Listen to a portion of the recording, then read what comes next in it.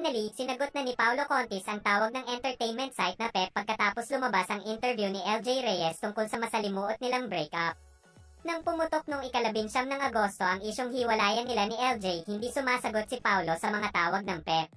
Usap-usapan noon ang pag-unfollow ni Paulo kay LJ at pag-burn ni Paulo ng lahat ng litrato ni LJ sa kanyang Instagram.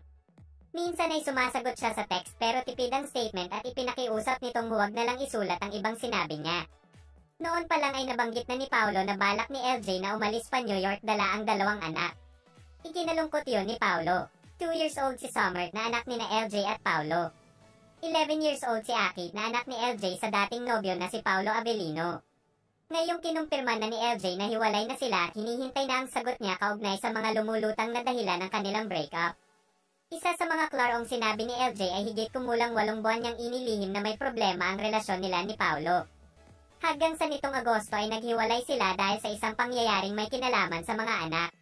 Hindi na siya tinanong kung napanood ba niya ang interview ni Boy Abunda kay LJ na umere kahapon September 1. Pero tinanong siya kung ano ang naramdaman niya sa mga sinabi ng dating partner. Meron ba siyang pahayag kaugnay rito? Ayaw ko na magsalita, tipid na sagot ni Paulo. Malungkot ang boses ng kapuso actor nang makausap ito sa telepono ngayong Huwebes ng hapon September 2. Hindi lang alam kung nagkausap sila ni Kuya Boy pero ibinigay ng PEP sa kanya ang phone number ng King of Talk.